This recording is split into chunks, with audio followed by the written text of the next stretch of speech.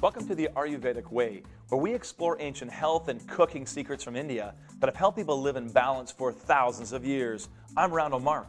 And I'm Amrita Sondhi. Today we're going to talk about how food can help stimulate creativity. We're making a delicious, savory vegetable square. And I got an exclusive tour of an artist's studio, and he talks about how he finds his muse as an artist. Stick around, it's going to be a great show.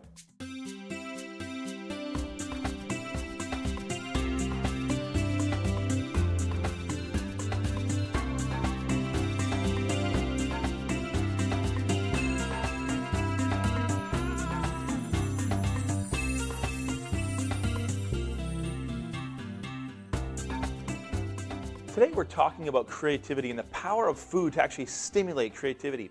Amrita, why for you are almonds absolutely essential? They have the essential fatty acids, the omega-3s you hear so much about. And I noticed that usually they come with these skins on. You have the skins off. Why did you soak them? What's that about? Right, that's a huge thing. This becomes a live food. A real nutritious food. It multiplies its food value almost 40 times. You know, when you soak, you're telling me when you soak the foods, they increase their value for us. Yes. We need to be eating live foods. I mean, we are so used to our culture eating dead, processed junk, and then we wonder why we don't have any creativity, why we feel depressed, and we have, let's get back to live foods. Exactly. I love it's key. I love Absolutely key. Now the reason we blanch them, we soak them overnight. In the morning we put boiling water on them. We wait till it's lukewarm. The skin comes out. I love that. Yeah, isn't this fun? Just pinch them? Just pinch them. Look at that. I love it. And the skin comes off. Okay. The skin is debris, so it's not good for you. It doesn't do anything for you. Just pop it off. Look at that. There it goes. I love that. Now we've got you love doing that, Randall. My kids would love this. Yeah, you could play basketball with blanching almonds. Woo! There they go. Okay, so what are we adding here? What are the spices we've got? Okay, this is cayenne. Yeah. And that stimulates pitta and warms vata. So this gets the creative fire going. And this there's obviously salt. salt. This is cumin, and it calms all the doshas. When the doshas are balanced, we're happy, we can be creative. Okay. And the salt is also a stimulant. Okay, and then I just add that. We needed a little bit of salt, essential. And I just mix this all up. Yeah, and you're going to do the egg white. Right, exactly. Okay. You're tossing that. Yeah. I'm just frothing some egg white here. Okay, mine are nicely coated with the spice. Ooh, I love that. The smell of the cayenne in there is amazing. Now, you want me to grease, just put a little extra virgin olive oil on this? Sure, please, yeah. Okay.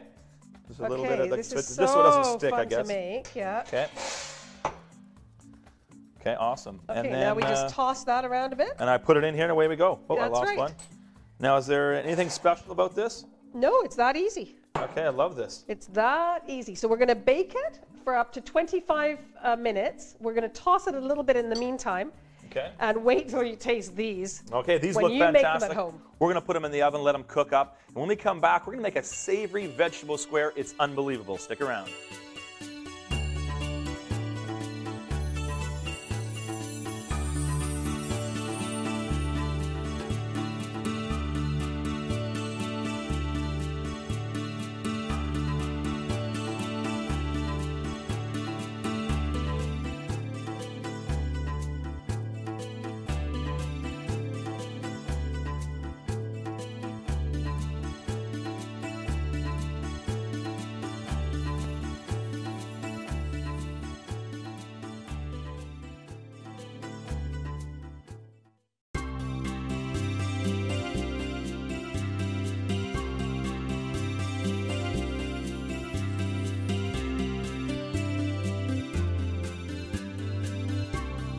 Welcome back to the Ayurvedic Way. Today we're talking about creativity and the power of food to stimulate creativity. Amrita, we're making a vegetable square. When I first saw this, it looked like a dessert, but it's not. It's full of really good vegetables. What's all in this? That's right. Please don't get daunted by the amount of ingredients you see here. Just the act of making something new stimulates the creativity. Please try it. Salt, baking powder in our ingredients. We've got the turmeric, the cumin balancing all the doshas, the cayenne, the chilies, the curry leaves. We've got cream of wheat, fresh ginger, buttermilk, water, chickpea flour. So especially those of you who are the gluten resistant, try chickpea flour, fantastic. The essential sour taste in the lemon, the delicious fresh veggies that are local, cabbage and carrots. So I just put all that in the bowl. Please, yeah, Just thank you. fire it If all you in start, and start stirring it. that would be fantastic. If you start doing that, I will Okay. start on the vigar. Okay, you can start the vigar. I'm going to turn that up a bit for you because I know you want your oil warm, and I'm just going to do this. Randall. Okay. Appreciate that. We've been heating the oil because this is so key to so many Indian recipes. This is why I would watch TV on a cooking show, just to learn this. Okay, we've got the dried red chilies that you put in, and we're going to let that cook until they blacken. Okay, that brings out the flavor of these. Meanwhile, Randall is mixing all these delicious ingredients. I look at all the spices, and my whole nose is filled with the spices. Well, this is my so mouth cool. is watering just thinking about eating those. They are one of my favorite dishes. The other reason I chose this to make is because when we're being creative or painting or doing whatever we want, we don't really want to be thinking about our food throughout that time. This way we've got delicious, nutritious food ready for us that we've had a creative time making while we're painting or writing or whatever it is we're creating, whether you're making a film or writing a book. So I'm just literally mixing this up. Sandcastle. I'm making a big, nummy, That looks spicy delicious. slurry here. That looks fantastic. Okay, we're just waiting for these to blacken. They're slowly blackening. You can see them blackening in the pot. Okay, and you might wonder why we're using a quarter cup of oil. This is the only oil in the whole recipe. So this is an important part of it. And it will let all the spices here pop when we get there. It'll suddenly become quite a frenzy. Because these seeds here, the cumin seeds, the mustard seeds, the sesame seeds, and the curry leaves, the seeds will pop. That brings out the flavor. Curry leaves are an incredible taste as well. You don't need much to bring out lots of flavor in the dish. They're slowly blackening, slowly blackening. One's getting quite black. Okay, so all you do is you put all these spices in, let the spices pop, because you're always talking about using fresh spices because I let them come alive. Yeah. The heat activates these spices, and which is going to help stimulate the creativity part of ourselves. You got to have that. That's really great. Yeah. So once this is in, you put it in there, let it get it going, then you fire it in here. Yeah, exactly. Okay, so the chilies are blackened. The back side of that one's blackened. Okay, I'm now going to listen to that. Oh, okay? yeah. It's like popcorn. It's like popcorn. That, whoops. This, woo. I always get quite nervous. Whoa. Woo. Literally just, I love this. Woo! You can hear it sizzling in there. That's so cool. It's like an active, it is dramatic. It's very fun. Okay, so this vigar. Aside. Whoops. So this vigar is ready to go. Okay, that's great, Randall. Okay, now pat it into this dish. Okay. Okay, we pre-greased this dish, patting it in like brownies. I love making this dish, but I do get quite hyper because that moment of as soon as they've sizzled, they have to go right in the mixture. Right. A second too long, and they're burned, by the way. So don't burn your vigar. So just like that, literally. Now we're sprinkling it with sesame seeds. It looks cool. Doesn't that look cool? Okay. And the sesame seeds have all the calcium, great nutrients. Okay, not only do they taste delicious, but they also give you tons of nutrition. Wow. Okay. This looks amazing. So you're going to put this in the oven for us? Yeah. Okay, I'll fire it in for you. Thank you for doing that for me. Ah, I love you. And now we'll show the ones we've already made. Okay, I'll grab them. Yeah, so don't they look fantastic? These we pre-done. These look and smell unbelievable. I can't wait to dig in these things here. Yeah. And then we'll let those cook, and we'll get to have twice as many. So coming up next, we go down to an artist studio, Ross Penhall. He is an incredible artist, and we're going to talk about how he accesses his creativity. Stick around.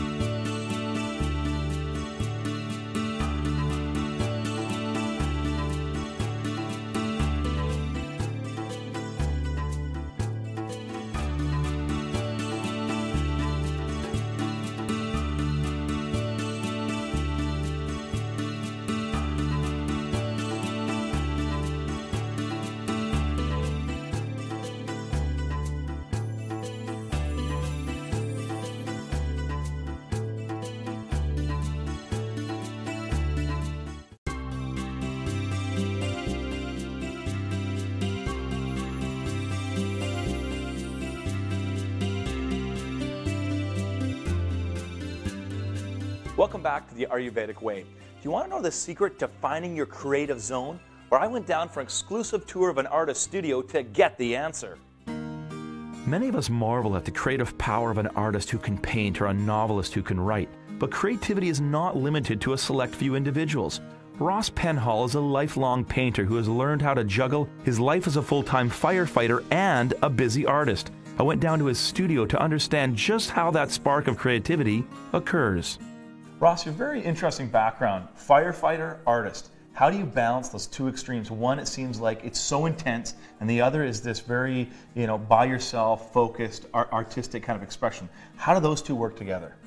Well, I did it for 29 years. I just retired, but the whole time I was doing it, I took great pride in the fact that I could take off one hat and put on the other, and the two were so separate. But yet they were similar in the fact that they were both problem solving. Art is about setting up problems and solving them and seeing if it can work. And I guess firefighting is you arrive on a scene and you have to make sense of it. Right, you got to solve the problem. You got to solve the building problem. or a person or whatever. Yeah, so that was pointed out to me by another firefighter, and I thought, that is very true, and I'm going to take that. Go ahead. Very interesting, Ross. When it comes to painting, I look at this gorgeous work you do. I think how much you just filled with creativity. But is creativity something you've always had? Is it something you fostered? Do you have it? Do you don't have it? What is the key when it comes to being a creative person? I tell this to all the young people who I help. I'm very involved with Artists for Kids and just going to schools and things like that. And what I tell, whenever any young person asks me what it takes, is it takes a genuine interest and the idea that you have to have a genuine interest, and you have to do the work. You have to go to your studio or have a complete, it has to be a complete fulfilling thing for you. It's a passion. It's an absolute passion, but it's not like it's not there. You have to make it happen. You have to spend the time. So you're responsible as an artist to get the creativity going. Yeah, I mean, a while back, I tattooed a thing on my arm, and it says "Shut up and paint," and that's what I believe. I mean, I believe that you have to just stop talking, stop worrying about the things that distract you. There's always excuses not to do things. And going to your studio, and the more you do it, the easier it comes. Yeah, the more you do it, the easier it comes. Are there times when you are you're in the midst of, you get stuck as you can't get past to the next level in your work? Are there things that help you become more creative and things that detract? Well, I think there are days where I realize I've been in my studio too long. I need a break, or else I don't feel like going. There's always paperwork to do. There's my kids, my family. All it's a balance. Everything's a balance.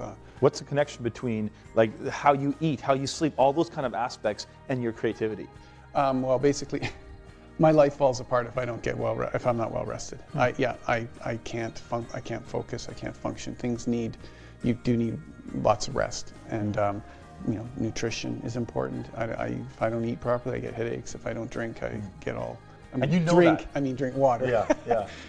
And you know that while you're working, you're like, okay, something's wrong. Yeah, I can tell. Like, I'm very tuned. I tuned in. I can sort of say like, what's wrong with me today, or what's right, and I can tell. I noticed that walking around here. I mean, you have photographs, you have sketches. There's a process in which you go. Tell me how you approach a canvas. I have a few different ways. I do an underpainting. Initially I go out and I find the subjects. I go out, whether it's on a car, bicycle, walking, whatever, I go out, I travel. Now that I'm retired, I'm going to be traveling lots and finding subject matter. I process it, I stand there, I think about it, I have to do it on my own. I spend a lot of time by myself, which is, again, all part of being an artist. And you take lots of pictures. And I do lots of pictures, not necessarily to copy, but to process, like to maybe, if a picture's this big, I might only use that much of it.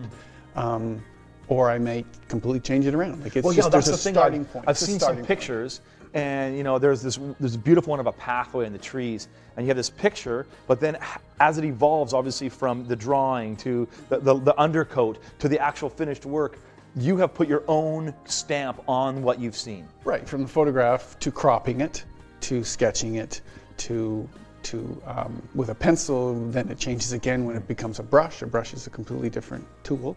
And then many decisions are made while I'm on the canvas. I mix colors on the canvas. There's so many ways where it goes from one thing to another, and that's the fun part too. That is, what's your, for you, you've been painting your whole life, what's your passion? What do you love about what you do here?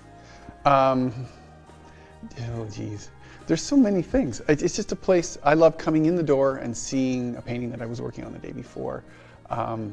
It's just something I do, and it solves a lot of problems for me, creates a lot of problems. You couldn't think of not doing this? Oh no, it's what I'll be doing. This is who you are? No, when I retired from the fire department, that was the main reason I left a little early, was I just needed to get on with this full time without a schedule and just see where it goes. You're absolute inspiration. The work you do is gorgeous. And I loved how you talk about how important creativity is, not just, as you say, in your arm. Sometimes you got to shut up and just do it. You can't wait for the muse to come to you. Exactly. That's really profound. Thanks so much for chatting today. Thank you. Thank you. Creativity is a human thing. We all get creative. But one place you do not want to get creative is in your breathing patterns during exercise, because that becomes problematic.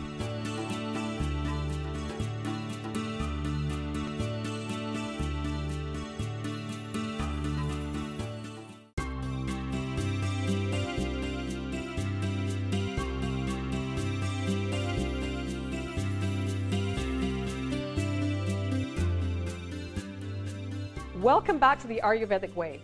Yoga and exercise are excellent ways to stimulate the creativity and bring us into the superconscious mind, especially when we work the left and the right sides of the body evenly. As always, check with your doctor first.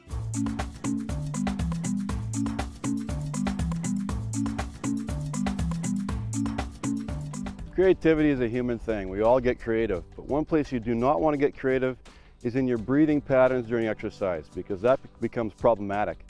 Breathing needs to be controlled, needs to be focused. One of the biggest problems is letting your air out too soon, or taking too much air in, or holding your air while you're doing exercise. The main principle is, when you are bringing any weight up, any resistance movement, and bringing it up, and you're closing that muscle, you're exhaling, and as you're resisting gravity back down, you're inhaling. So, if you're taking it down in a squat, you're inhaling, back up, you're exhaling. The whole time you're focusing on the core being tight, the abdominal wall pulled in nice and full, and the back nice and flat. Breathing is very important to control body position and keeping you in the position you want to be in. So, till next time, start light and do it right.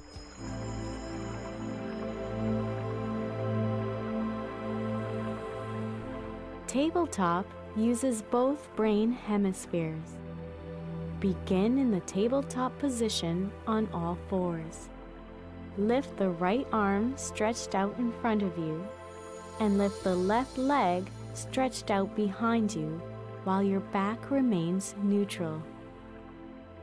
Take a few breaths here before alternating to the opposite arm and leg. Do this a few times before resting in tabletop.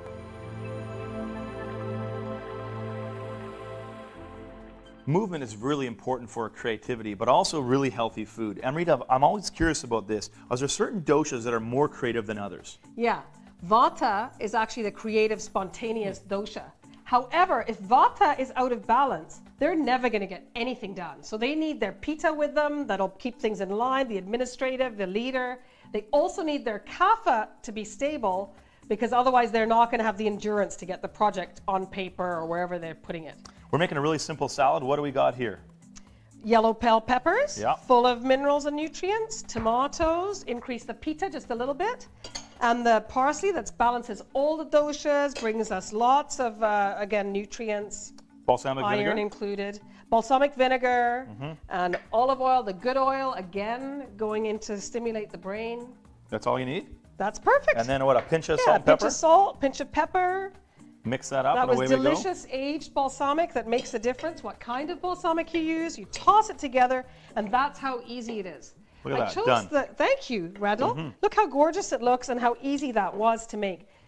I also chose these particular recipes so you can actually take them with you if you're doing a plein air painting and you want to go outside for the day and not worry about your food at the expense of your nutrition. Well, thanks, Amrita. I can't wait to try all these fantastic foods.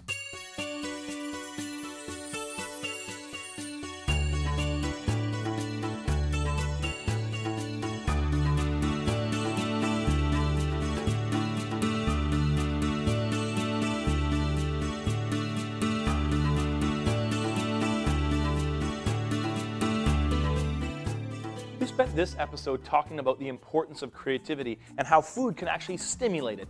Amrita, tell us a little bit about what the foods that we made today. We cooked spiced almonds, which have the essential omega-3 that you hear so much about. Food for the brain. When the brain's peaceful and happy and fed, it stimulates the creativity. We made the envo vegetable squares, served here with a tomato chutney. Excellent for spicing up your life, your creativity, and able to carry with you wherever you go. The simple act of making it stimulates the creativity. And here we have the essential raw ingredient, the parsley, the yellow bell pepper, and the tomato salad that was so easy to make. A raw ingredient at every meal. That's actually key for the Ayurvedic system. I love it. Yeah. These squares are really cool because you can take them with you. I'm going to send them home with my kids. They actually think they're dessert squares, and I'm not going to tell them anything differently. So I can't wait to dig into this really, really tasty food. Coming up on the next Ayurvedic Way, we talk about the importance of eating local. You're not going to want to miss that show. Let's dig in.